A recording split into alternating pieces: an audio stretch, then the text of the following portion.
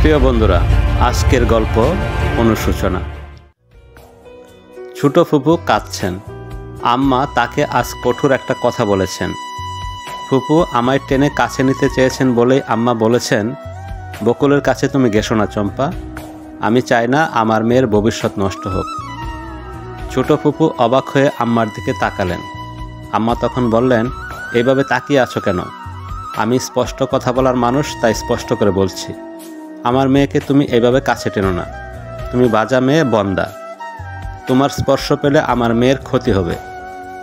আমার মেয়ের তুমি ক্ষতি করবে আর আমি চেয়ে চেয়ে দেখব নাকি? তারপর আব্বাকে আঙ্গুল উঁচু করে দেখিয়ে আম্মা বললেন, সব দোষ উনার। 3 মাস পর পর বোনের নায়র আনতে হবে। জামাই নির্যাতন করে বলে 3 মাস পর পর বাড়িতে এনে সেবা দিয়ে দিতে হবে। দরদ একেবারে উতলে ওঠে। আর কারোর বোন নাই বুঝি দেশে? তারা সারা বছরে বোন এনে ঘরে রেখে দেয়। যত সব ন্যাকামি। আব্বা কিছুই বলতে পারেননি।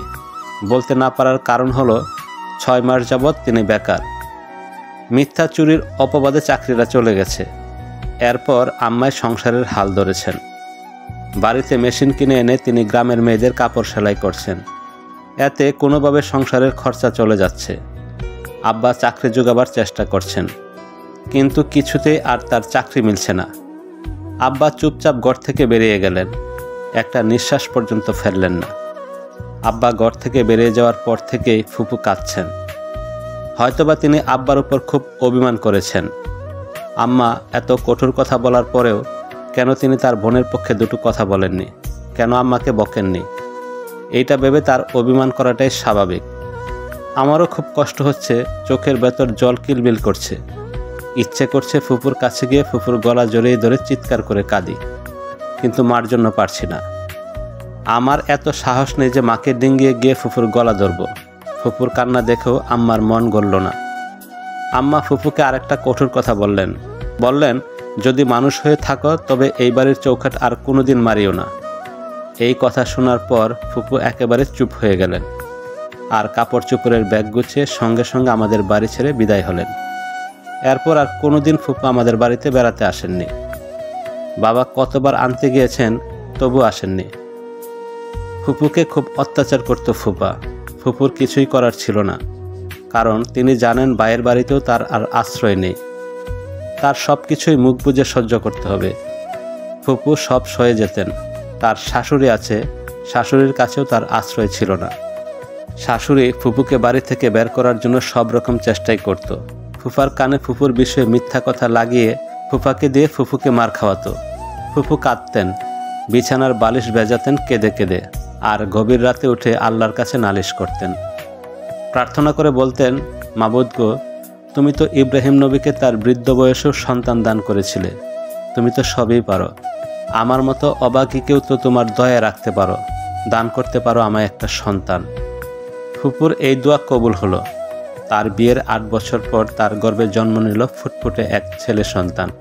ফুপা খুশিতে আত্মহারা হয়ে উঠে ফুফুর নামে লিখে দিলেন বাজারের ঘরসহ 6% জায়গা। গরু জবাই করে খাওয়ালেন সারা গ্রামের মানুষকে।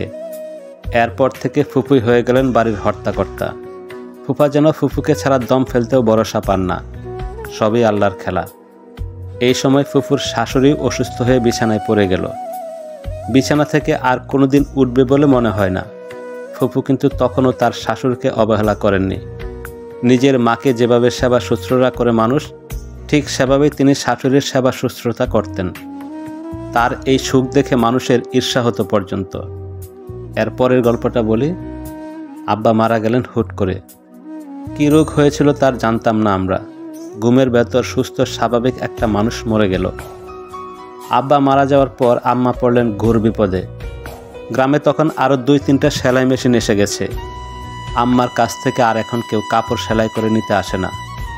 আমরা মা মেয়ে পড়লাম তখন ঘোর বিপদে। এমনও হয়েছিল যে সারাদিন আমরা ভাত না খেয়ে শুধু পানি খেয়ে থেকেছি। আমাদের এই দৈন্যদশার কথা ফুপু কার কাছ থেকে যেন শুনলেন। শোনার পর দিনই আমাকে আর আম্মাকে নিতে এলেন। আম্মা তখন লজ্জা এবং আত্ম অনুশোচনায় ফুপুর হাত ধরে কেঁদে ফেললেন। কাঁদতে কাঁদতে তিনি বললেন, আমি তো তোমার সাথে অনেক খারাপ ব্যবহার করেছি। আমার বাড়ি থেকে একরকম তাড়িয়ে দিয়েছিলাম তোমাকে আমি অপয়া মনে করতাম। তোমার কাছে আমার মেয়েকে ঘেঁষতে দিতাম না। এত কিছুর পরেও তুমি কেন আমাদের সাহায্য করতে এলে? ফুপু মৃদু হেসে আমায় কাছে টেনে নিতে নিতে বললেন, মনুষ্যত্বের কারণে। ভাবি, আমি আপনাকে দেখেই শিখেছি অহংকার পতনের মূল, আর মহান আল্লাহ অহংকারকারীকে কখনোই পছন্দ করেন না। প্রিয় বন্ধুরা, এই ছিল আমাদের আজকের গল্প। ধন্যবাদ।